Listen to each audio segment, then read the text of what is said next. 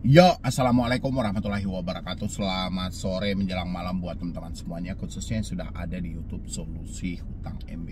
Ini adalah pinjol yang tidak pantas untuk Anda bayar. Entah kenapa belakangan ini itu begitu banyak dari teman-teman yang menyampaikan kepada saya tentang pinjol-pinjol yang seperti ini. Mungkin dari teman-teman semuanya juga banyak ya yang mengalami telat bayar, tidak mampu bayar, sudah terlanjur minjam karena ketidaktahuan, sudah terlanjur dana cair, akhirnya sudah berusaha, terkadang pinjam 500, balikin 1.200.000, itu kan masih banyak ya. Dan pinjol-pinjol yang seperti itu sebenarnya tidak pantas untuk teman-teman bayar. Dan saya akan tunjukkan ciri-cirinya sama Anda, biar Anda bisa mencatat dengan baik di sana dan hentikan semua pembayaran mereka. Jangan pernah Anda bayar 1.000 perak pun, jangan Anda pernah bayar, dan ikuti step yang mau saya sampaikan ini. Tapi sebelumnya, seperti biasa buat teman-teman semuanya yang belum mensupport channel ini, boleh disupport dulu, boleh didukung dulu, supaya supportan dan dukungan Anda itu menjadikan saya makin semangat lagi dan saya makin gigih lagi memberikan motivasi dan edukasi buat teman-teman semuanya, terutama yang mengalami telat bayar. Dan sebagai tambahan informasi juga buat teman-teman semuanya yang mau konsultasi khusus bersama saya juga boleh.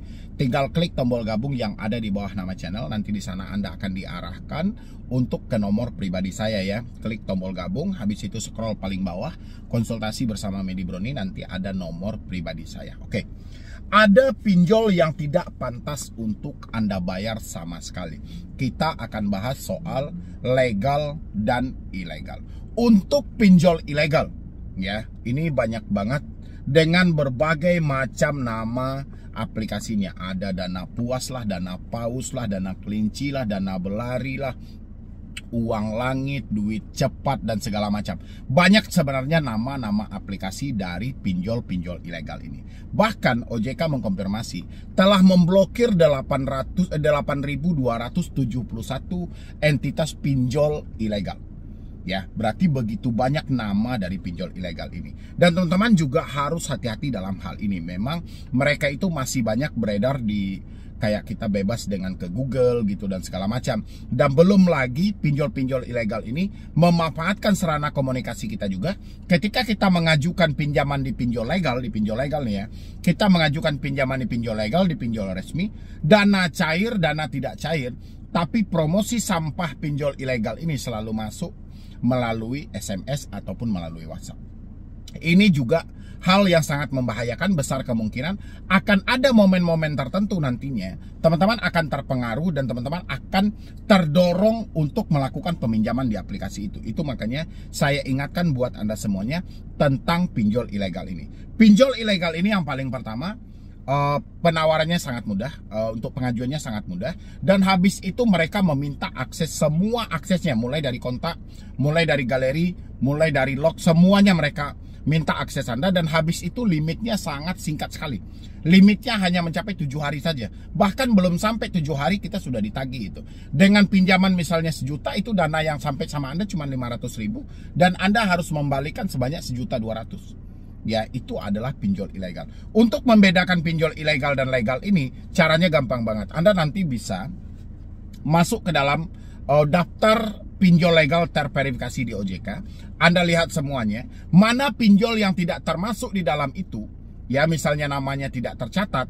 Habis itu Anda lihat lagi di dalam daftar OJK juga, ya di daftar yang langsung di bawah naungan OJK, di bawah naungan Bank Indonesia, itu kan juga ada. Kalau misalnya semuanya tidak ada nama-nama mereka, berarti itu adalah pinjol ilegal. Ingat, pinjol ilegal itu atas dasar apapun, itu tidak perlu teman-teman bayar lagi. Karena saya perhatikan begitu banyak saudara-saudara kita yang meminjam, tapi mereka dicaci maki, ya. Soal uang cepat lah nama aplikasinya, dana kelinci.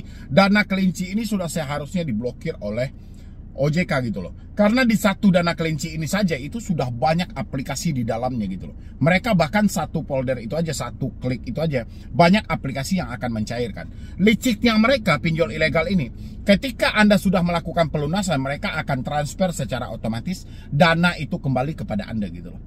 Ya. Itulah makanya pinjol ilegal itu kalau dananya sudah cair sama Anda, udah Anda gak usah bayar lagi gitu loh. Karena kalau Anda bayar, mereka akan kirim dana lagi. Ya, mengingat duit yang Anda terima 500.000, Anda harus membalikan 1.200.000. Mereka mendapatkan keuntungan besar dan dia perhatikan Anda bisa untuk mereka manfaatkan, makanya mereka akan selalu mengirim hal itu tersebut. Ya, jadi dana itu akan dikirim secara otomatis. Anda bayar, mereka kirim lagi. Anda bayar, mereka kirim lagi. Kenapa? Karena dia tahu bahwa Anda pasti ketakutan.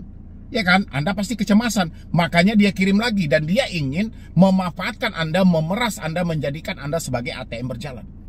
Ya, ini harus diperhatikan oleh teman-teman semuanya ya. Jadi nanti kalau misalnya Anda meminjam di suatu pinjol, sudah terlanjur ya, mana tahu sudah terlanjur meminjam, Anda yang atas dasar ketidaktahuan antara pinjol legal dan ilegal, misalnya Anda sudah terlanjur minjam, ya Anda tolong dilihat lagi daftar 100 pinjol legal OJK. Kalau misalnya aplikasi yang Anda pinjam tidak ada di dalam daftar itu, Anda hentikan pembayarannya.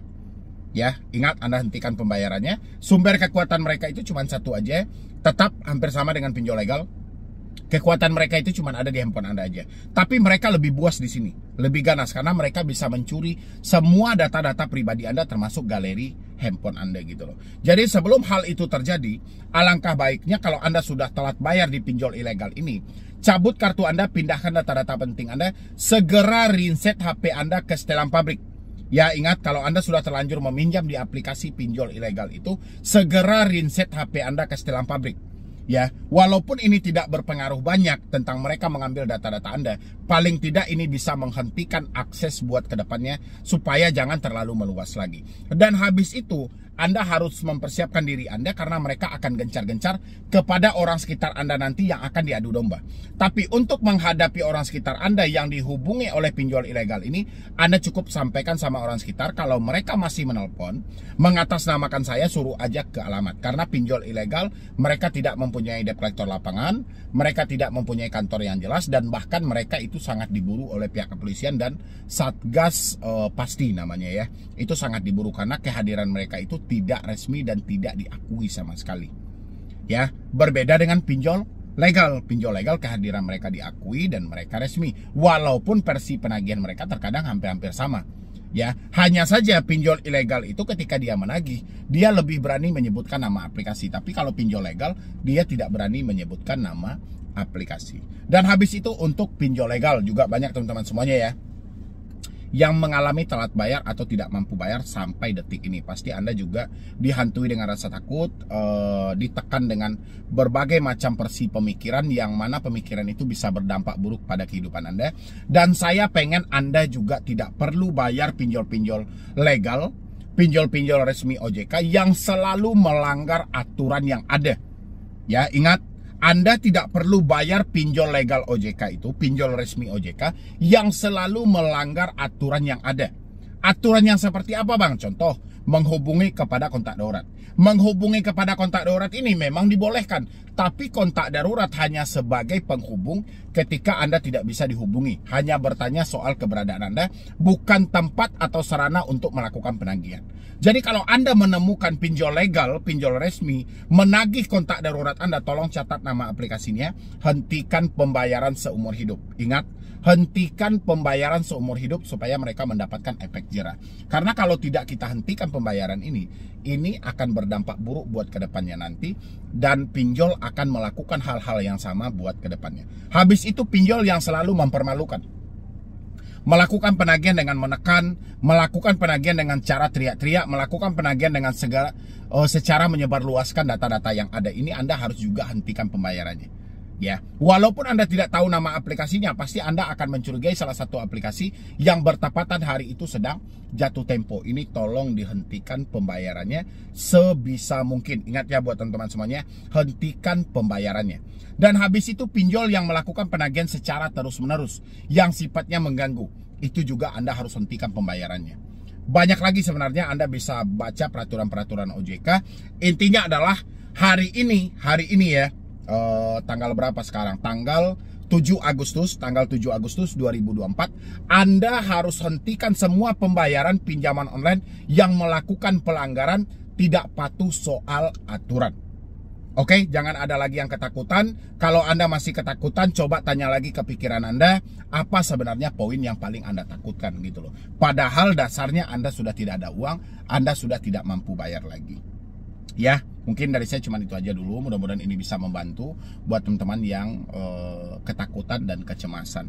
Nanti lanjutkan juga buat nonton video ini biar Anda lebih paham lagi. Yo, assalamualaikum warahmatullahi wabarakatuh. Selamat malam ya buat teman-teman semuanya, khususnya yang sudah ada di YouTube Solusi Hutang MB. Ini menarik banget ya. Ada 5 atau 6 orang tadi yang ngechat di Instagram ya. Memang chatannya itu mungkin sekitaran 1 bulan yang lalu, karena saya membalas chat itu kan berurut ya dari bawah ke atas, yang mana dia mendapati bahwasannya dia dilaporkan ke pihak kepolisian ya dari debt collector pinjol ini, katanya gara-gara dia mengganti nomor, menghapus WhatsApp ya, gara-gara dia mengganti nomor, menghapus WhatsApp dan mengabaikan pesan-pesan dari debt collector pinjol. Otomatis dia ketakutan ya kan, dan dia katanya juga dia telah melakukan perpanjangan saat itu. Dia melakukan perpanjangan itu bervariasi. Ada yang nilainya 150.000, ada yang nilainya 350.000, ada juga yang sampai 500.000. Dan untuk memperpanjang tenor selama 1 minggu ke depan atau 3 hari ke depan, dan berbagai macam versi yang lainnya gitu loh. Dan saya pertanyakan dulu, teman-teman yang galbay mengalami hal yang sama nggak sih? Anda pernah diancam juga gara-gara mengganti nomor? Anda akan dilaporkan ke pihak kepolisian dan diproses ke jalur hukum. Kalau ada, isi di kolom komentar dari pinjol mana ya. Oke. Untuk Anda yang galbay, untuk Anda yang telat bayar ya, atau memang tidak mampu bayar sama sekali, mungkin selama kedepannya mungkin Anda tidak akan melakukan pembayaran lagi, mengingat sudah tidak mampu lagi, sudah tidak sanggup lagi, otomatis Anda akan galbay pinjol, gagal bayar gitu ya. Habis itu Anda ditekan oleh debt collector, Anda akan dilaporkan ke pihak berwajib, Anda akan diproses ke jalur hukum gara-gara Anda mengganti nomor, menghapus WhatsApp, mengganti email ya.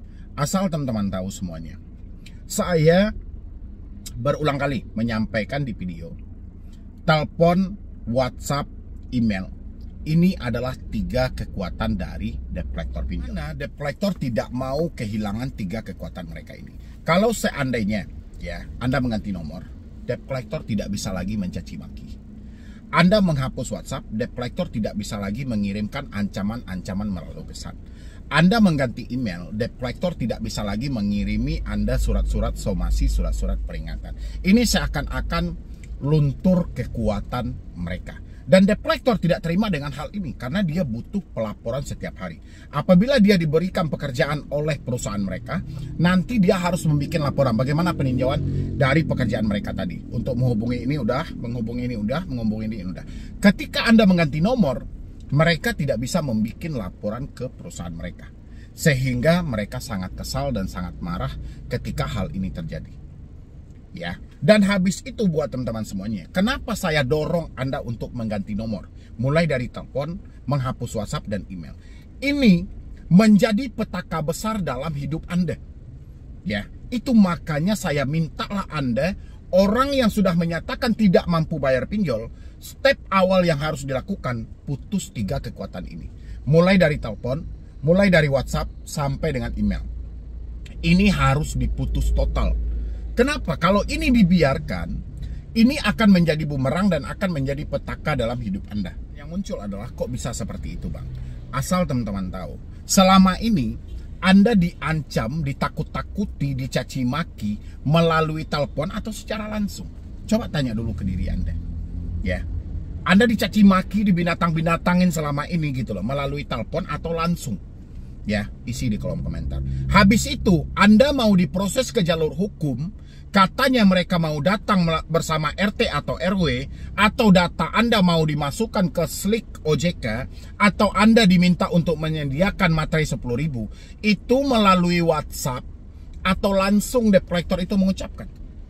Ya, isi aja di kolom komentar. Habis itu Anda dikirimin surat-surat somasi, nuasa hukum-hukum perdata atas nama lawyer ini, atas nama lawyer ini, ya kan? Itu melalui email atau langsung mereka kasih ke tangan Anda. Tanya dulu ke diri teman-teman semuanya gitu loh. Jangan teman-teman hanya mengambil kesimpulan, ganti kartu kita diproses ke jalur hukum Bang, ganti kartu kita mau dipenjara Bang. Jangan. Pemicu dari kita ganti kartu ini penyebabnya apa gitu loh. Teman-teman harus paham dulu, ya kan? Itu menandakan komunikasi yang kita biarkan selama ini untuk debt collector menghubungi kita itu gagal total. Ya. Telepon yang seharusnya mereka mengkonfirmasi kepada kita, menanyakan kenapa tidak melakukan pembayaran, itu malah tidak dipergunakan dengan semestinya seperti itu.